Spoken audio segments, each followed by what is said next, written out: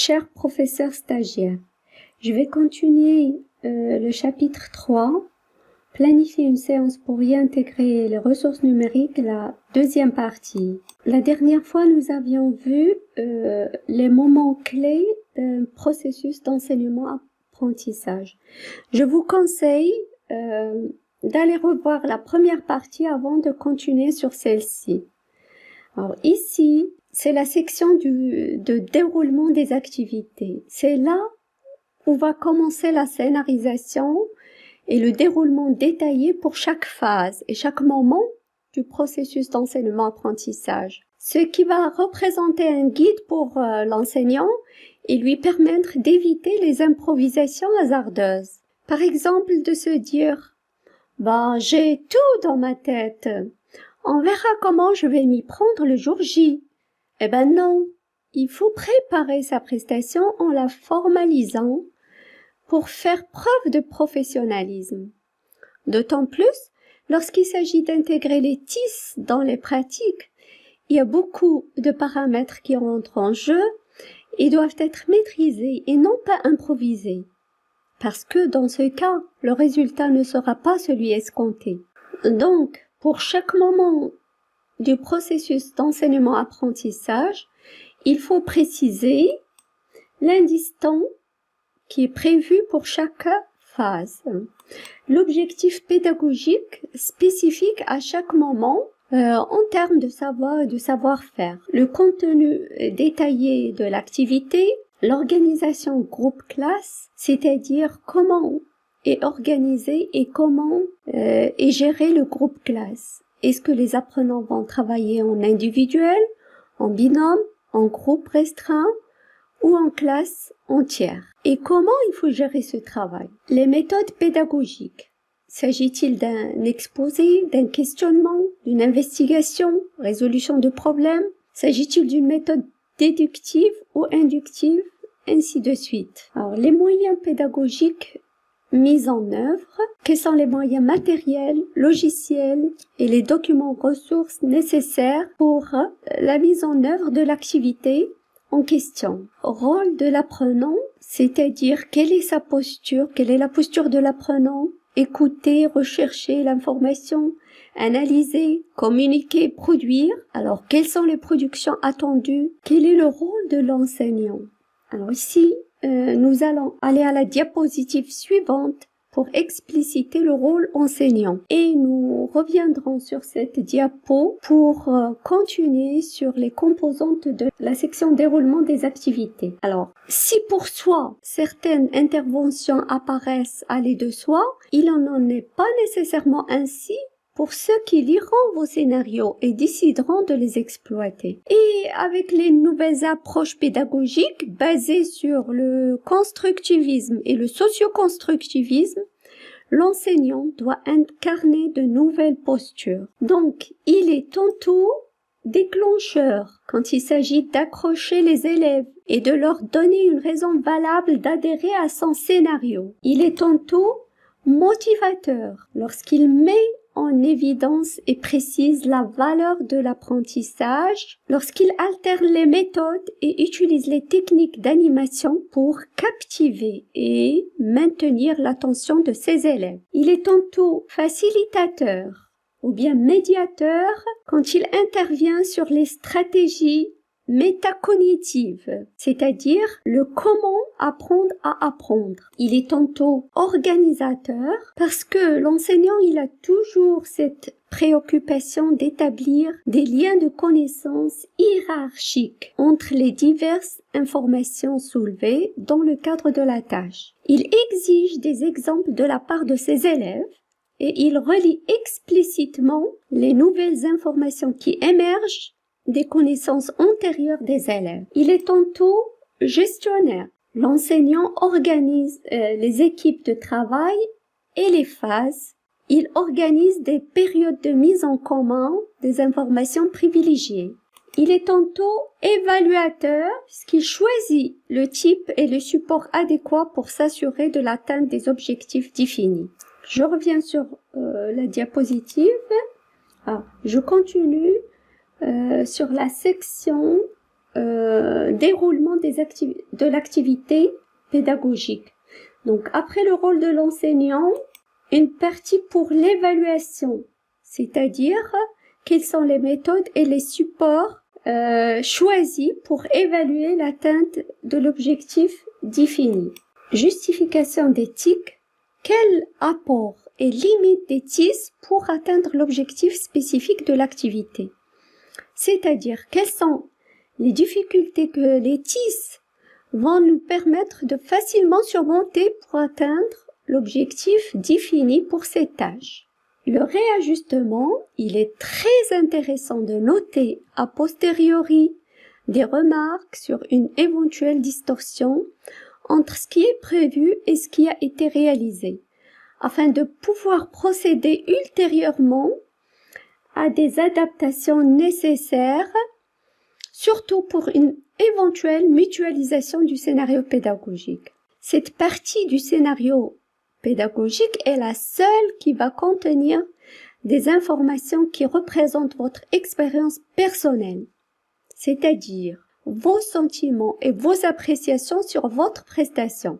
Et je crois que le fait de prendre l'habitude de la renseigner est un premier pas vers le développement de la compétence de l'analyse réflexive et de la pensée critique, qui sont nécessaires pour maîtriser ces fonctions enseignantes et les améliorer constamment, c'est-à-dire tout simplement être en veille pédagogique. Maintenant, nous allons voir les apports des ressources numériques. Alors, les ressources numériques, si elles sont intégrées efficacement, améliorent la qualité d'enseignement, puisqu'elles permettent de favoriser l'autonomie et permettent le droit à l'erreur.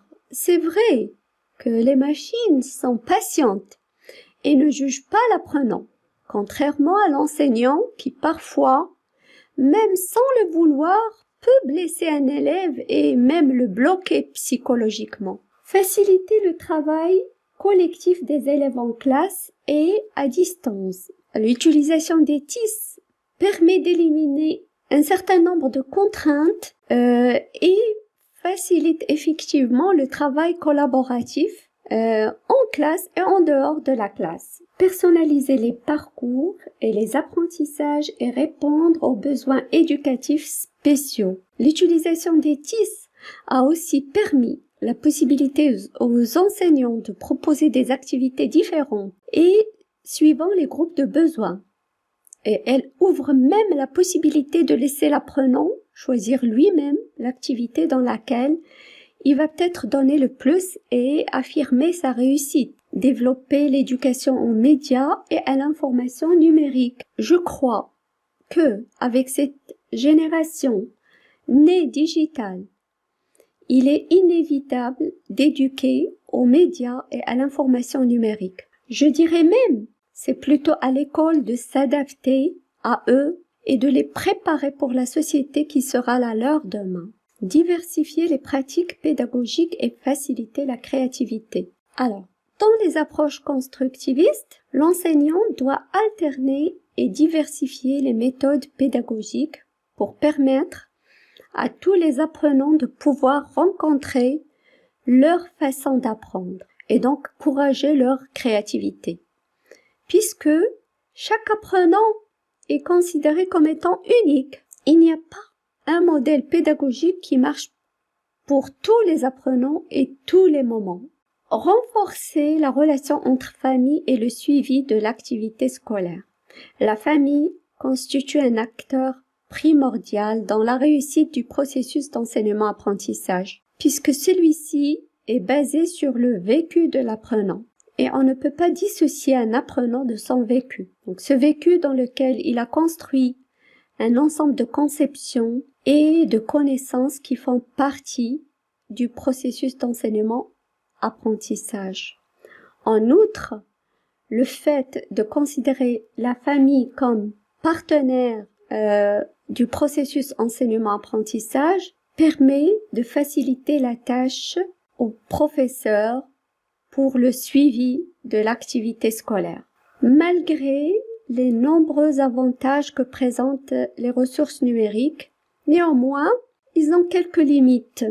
Alors, les enseignants peuvent se sentir dépassés par la vitesse à laquelle les technologies évoluent. Et parfois même, ils sont frustrés du fait qu'ils n'arrivent pas à suivre avec la même vitesse que leurs élèves. Chaque nouvel outil technologique signifie du perfectionnement professionnel et bien souvent, les subventions ne sont pas nécessairement incluses dans toutes ces formations.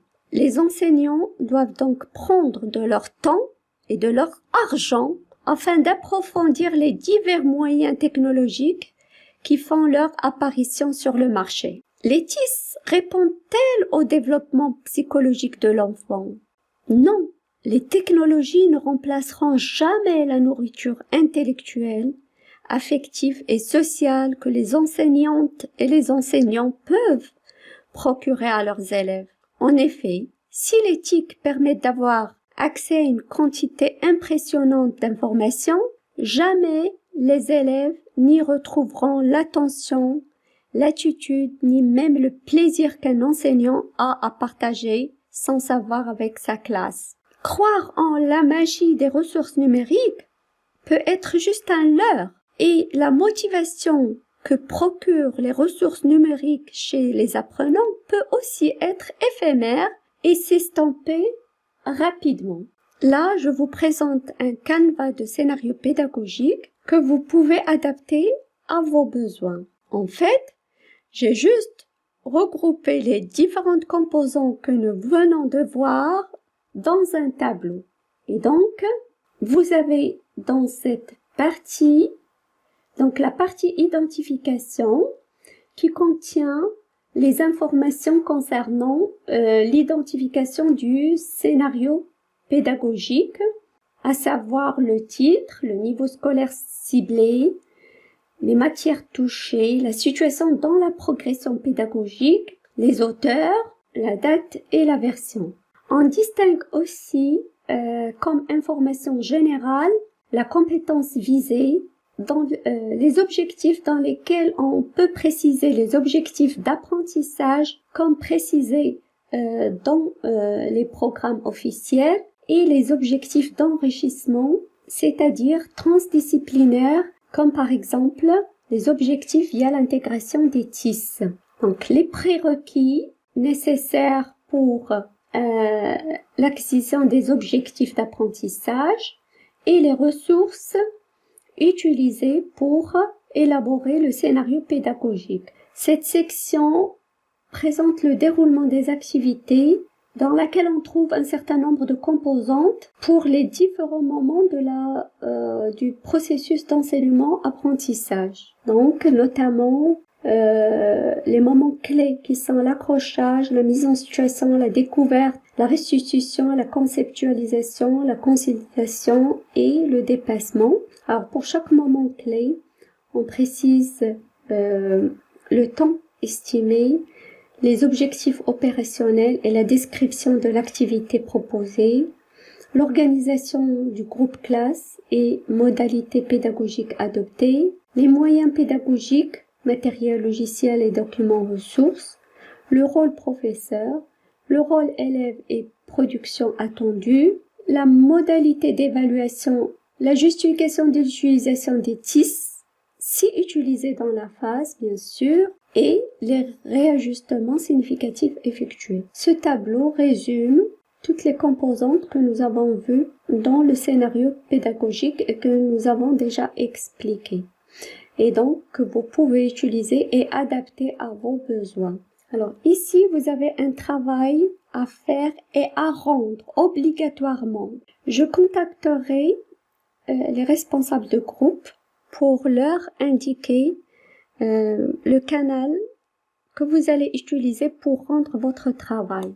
Alors, présentez une liste de 5 ressources numériques pouvant être utilisées pour atteindre les objectifs inscrits dans les orientations pédagogiques pour l'apprentissage de votre discipline dans le cycle collégial ou secondaire.